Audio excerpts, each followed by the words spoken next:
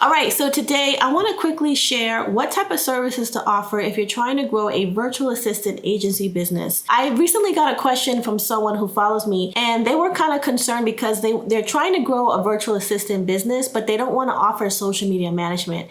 Now, today, what I'm going to share with you are other services besides social media management that you can offer that are in high demand. Now, the beautiful thing is that if you're growing an agency where you have a VA agency, you're going to be connecting virtual assistants on your team to work with clients. So you're not going to be doing all the client work yourself. And because of that, you don't have to know how to do all the services I'm going to share with you today. You just have to kind of understand it. Your job is not to do the client work. It's to find virtual assistants who can work on this specifically. And those VAs may already have these skills, or you can have training for them to learn these skills. But remember, everything I'm going to talk to you about today, you have to start thinking more like a CEO and not like you're a freelancer, right? So a VA agency business model is not where you're the one who's doing the work. It is where you are managing the work. All right, so let's talk about some really in-demand services that you can grow your virtual assistant agency business with. All right, so the first type of service, which is one of the most popular ones, is to offer basic administrative tasks. And this is going to be like email management, organization, calendar management, making sure that the client's appointment and calendar are set for certain times so that they can book more clients. Scheduling, maybe you have a client who is a doctor's office or a therapist who's taking clients and they want you to manage the calendar, right? Sending the link to book the appointment with the client. They don't want to be involved in that. A lot of businesses will hire virtual assistants to handle this appointment setting function, which I put in the administrative tasks section. There's also data entry and management and research. So your client may use something like a CRM system. Maybe that stands for customer revenue management, right? This is going to be like, there's a lot of apps that are CRM, but it could be something like Salesforce. Salesforce is a popular CRM. It could be something like Go High Level. It could be Dubsado. It could be any type of software that you can send invoices and track customer billing. So they may want you to put information into that system. And typically that's really a database. So you may be entering information there. With the growth of AI, some of these CRM tools may have AI features. And so you'll be helping, your VA team will be helping to manage that process. And then, document preparation. So typically there may be, for instance, let me give you an example. Let's say your client is a law firm or a real estate agent or brokerage firm. They may have contracts that have to be signed and they need to send that documentation to the client. And the business owner is busy. The business owner is traveling. They don't have time to send this contract that has to be signed. So as a virtual assistant, the VA is going to handle that. They're going to go retrieve the document, make sure everything's ready to go, make sure it can be signed, because there's actually software where it actually takes signatures. So the VA is going to prep all that stuff in the e-sign software, which you can easily learn. It's super easy to learn that. And they're going to send it to the client to sign, or whoever has to sign it. All right, that's a lot. Now, administrative tasks, this is just a few things. It could be way more things than what I just shared, but I'm just kind of giving you some examples. The next one is a big one, which is customer support. So a lot of businesses will hire virtual assistants to respond to email inquiries. So let's say you're working for an e-commerce shop that sells clothing, okay, online clothing.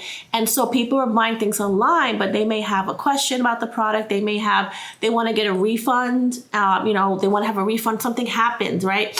And so VAs can work with the client to actually answer those questions and respond through email, okay? Now, the way this is going to work is the client needs to train the virtual assistant on how to respond to all this information. So there needs to be a training in place so that the VA knows how to respond. From my virtual assistants, right? What I typically do is I always train my VAs on, how to answer questions for managing my own inbox, right? So I have my own training. Now, if you own a virtual assistant agency, what you could do is ask the client if they have a training to provide the VA. If they don't have a training, you can kind of work with them to create that training, and that's something that you're going to be billing them hourly for anyway. This is a great way to make some extra money. helping the client with setting up these training systems, right? That's something that's billable hours. So that's something to think about. Now, the other thing is managing customer support tickets. So some businesses have a ticketing system to manage inquiries. And there's a lot of different softwares. So it's not just people are emailing the company, they're actually submitting tickets.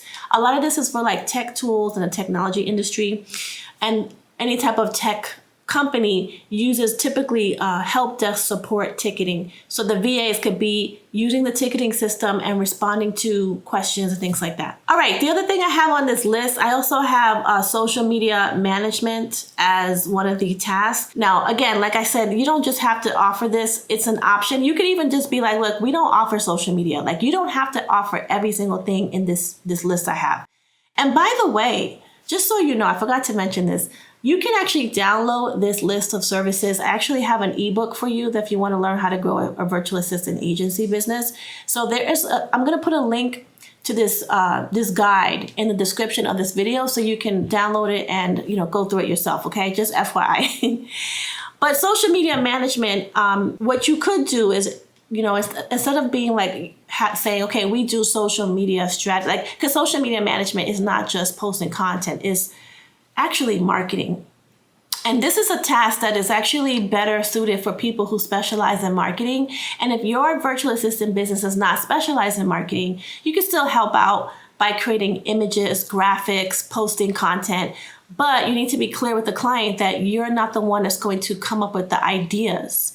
So they have to give you everything, and all you're going to do is just post it on social media. You're not going to be actually, in fact, you could even say, look, we don't create content. You have to give us the content, and our VAs are just going to post it. So that's something that you can think about if you don't want to really get into, marketing services, because that is an advanced thing that you have to offer, right? So you don't have to do that. You could just do very basic administrative tasks. Now, I also mentioned the content creation part. Now, some virtual assistant agencies actually do create content. If that's something that you want to get into, that's an option. But again, you don't have to. And that could be writing blog posts, creating, editing presentations, generating content for social media. Now, another service that's really good is bookkeeping. So you could have virtual assistants who are trained on specific bookkeeping services like QuickBooks, for example, which is a really popular accounting software. And all the VA is going to do is they're going to enter all of the expenses for the month, and they're going to document any of the revenue that's coming in. This way, everything can be managed by the CPA, the actual accountant, right? The actual accountant that's going to take the information in QuickBooks and produce the tax documents. So you're not really doing accounting services, but you can do the administrative side of that. Bookkeeping is typically what that is. Bookkeeping, you're just keeping track of income and expenses. And this is a huge area that if, a lot of businesses need help with this. They don't want to pay crazy money to do bookkeeping. So a lot of times they just hire the virtual assistant to do it. Now, again, remember, you're not going to be filing taxes. You're just doing the admin side.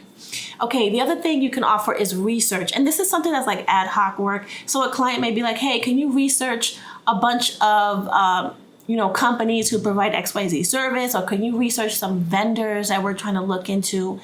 And you're just going to pretty much use Google to research stuff. Or you can use ChatGPT now as well, and just getting a list of information. So you're going to be compiling data, information, researching potential clients or partners. And there's also travel arrangements, okay? So you'll be booking flights, hotels, transportation, creating travel itineraries for your clients, and managing travel expenses. Now, there's also virtual event coordination. This is where you're going to help your clients with planning an event, but you're online. You're not going to be like physically in the city where they're doing the event. You're just doing it from a virtual perspective, right? So you're going to be coordinating meetings, making sure people are going to, know where to meet. They have the link to the webinar or the online. Maybe they need Zoom. They're using Zoom for like a virtual summit. So you're going to be helping with coordinating that whole thing. All right, another thing is project management. This is a big one. So you may decide to offer more advanced skills, which is project management, making sure that tasks are being done on time, that your client may have a team and you're going to be managing that for them. Now, this is something where you can charge more money for. You can charge a higher rate to do project management services because this is not just administrative. Now you have to understand how to do project management with this type of service. So you need to understand how to manage a timeline, a schedule, how to make sure people are staying on track. There's a lot that goes into that. You'll be tracking project tasks and deadlines, coordinating with other team members. Then there's the personal tasks. Like this is going to be managing personal appointments. So this is more like personal assistance work. And so one thing I like to tell people is being a personal assistant is a little bit different than being more of a virtual business assistant. So you could decide to just have this as a service, or you could be part of the service, but you just want to be clear. So this could be managing the CEO's personal calendar, managing their appointments like doctor's appointments, managing their personal things, online shopping, ordering gifts. Maybe they want to order flowers for their spouse or do something, for their family. And so you can help them with that. But this, I would say, is going to require a level of trust. So I wouldn't do this right away. I would just first work on helping them, and then over time, you can also remind them of important dates that are coming up, like a wedding, anniversaries, people's birthdays. And so they're going to be paying a virtual assistant to remind them. Like it's kind of like a personal assistant. You can be like, hey, remember next week is your spouse's birthday. So make sure you send them when you're running a business as a CEO, you could forget these things. You're running a business, you're busy. You don't remember everybody's birthday, anniversaries, all these different things. So this is why CEOs who are busy business owners hire personal assistants. So one thing I also want to talk about is all of the different tasks that I shared today. This can also be customized for specific industries and niches. So maybe your client, or maybe you decide that your business is going to focus on helping a specific niche, like real estate agents or therapists or doctors' offices. And so you can tailor your services for a specific industry. Now, if you're looking to grow a profitable virtual assistant business where you don't have to be the one that does all the tasks because you're going to grow an agency, I actually have a free guide that goes over this entire process. So if you want to get that, go to the description in this video, right below the video, and download this ebook on how to grow a VA agency business. All right, make sure you also subscribe to my channel, and I will see you in the next video.